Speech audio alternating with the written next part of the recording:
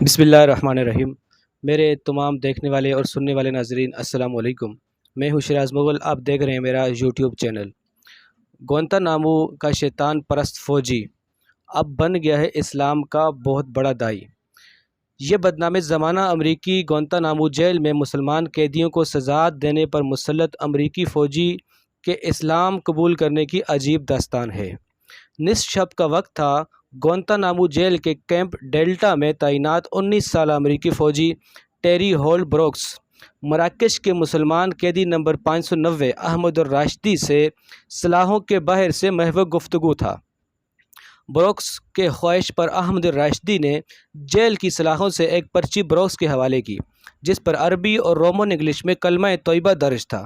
Brookes نے اس کلمے کو پڑھا اور احمد الراشدی نے اسے مسلمان ہونے کی مبارک دی اور اس کا نام مصطفیٰ عبداللہ تجویز کیا۔ دونوں نے ایک دوسرے کے گلے لگایا، مگر ان کے درمیان میں جیل کی سلاخیں حائل تھیں۔ گوانتانامو جیل میں تعیناتی کے وقت ہال بروکس شراب کا شوقین تھا، موسیقی کا دلدہ اور خدا کی وحدانیت کا منکر تھا۔ اس کے دائیں اور بازو پر نقش و نگار بنا تھا، جس میں تحریر تھا: شیطان کے کہنے پر چلو۔ گوانتانامو جیل بھیجنے سے قبل ٹریننگ کے دوران اسے 9/11 کے واقعات کے ویڈیوز دکھائی گئی۔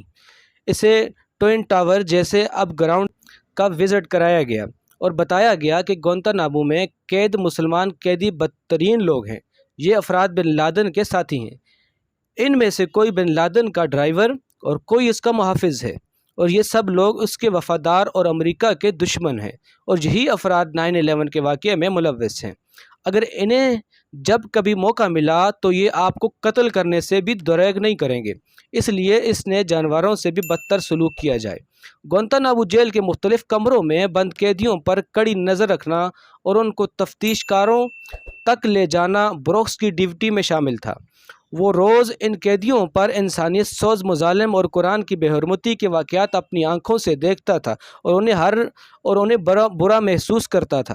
اس کے دوسرے ساتھی گارڈز شراب کے عادی، عیاش اور تعصب سے بھرپور تھے، اور وہ حکام کی جانب سے ملنے والے احکامات پر اندھا دھند عمل پیرا ہوتے تھے۔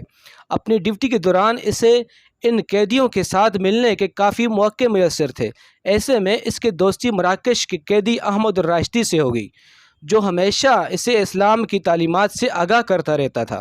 ہول بروکس کا کہنا ہے کہ مسلمان قیدیوں کا اپنے مذہب سے لگاؤ اور ظلم و تشدد کے باوجود ان کے چہروں پر مسکراہٹ اسے سب سے زیادہ متاثر کیا۔ جب اس کے دوسرے ساتھی رات کو سونے کے لیے چلے جاتے تو احمد الراشدی کے ساتھ سلاخوں سے باہر کھڑے ہو کر گھنٹوں اسلام کے بارے میں آگاہی حاصل کرتا۔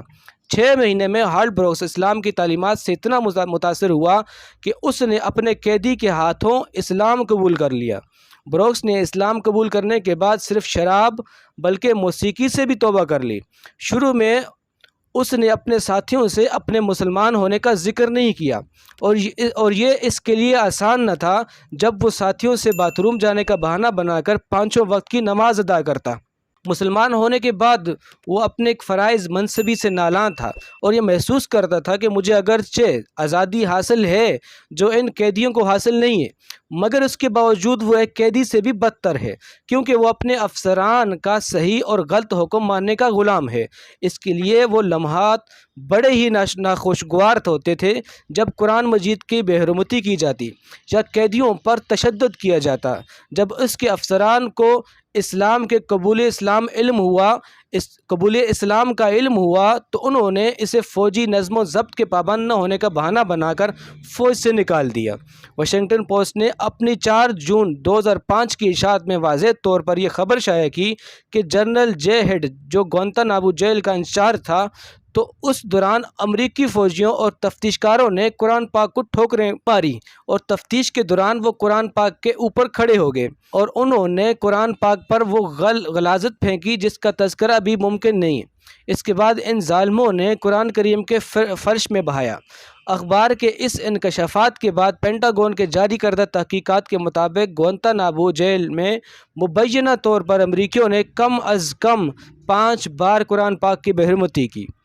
بہرحال اس واقعے کے بعد امریکیوں نے گوانتانامو جیل میں تعینات اپنے فوجیوں پر پابندی عائد کی۔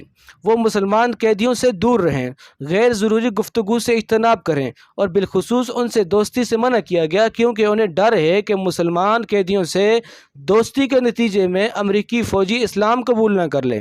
گوانتانامو جیل میں تعینات امریکی فوجی اسلام اور اس کے ماننے والوں کے دلوں سے اس کی محبت کم کرنے میں تو ناکام رہے، مگر ان کے دو فوجی اسلام تعلیمات سے متاثر ہو کر اپنے ساتھیوں کے اسلام کے بارے میں رویے سے متنفر ہو کر مسلمان ہو گئے۔ ہارٹ بروکس کے بازو پر ٹیٹو، جس پر شیطان کے کہنے پر چلو تحریر تھا، اب خدا کے کہنے پر چلو میں تبدیل ہو گیا۔ مصطفیٰ اب دین حق کے بڑے داعی ہیں، بہت مؤثر انداز میں دین حق کا دفاع بھی کرتے ہیں اور اس کا پیغام بھی پھیلاتے ہیں۔ انہوں نے وضع قطع بھی ایسی اپنائی ہے کہ دیکھنے میں عالم دین لگتے ہیں۔ وہ اچھے لکھاری بھی ہیں اور قلم کے ذریعے بھی دعوت دین کا کام کر رہے ہیں۔ حرمین شریفین کی زیارت سے مشرف ہو چکے ہیں اور میڈیا سمیت جہاں موقع ملے مظلوم مسلمانوں کی آواز بلند کرتے ہیں۔ وما توفیقی اللہ باللہ۔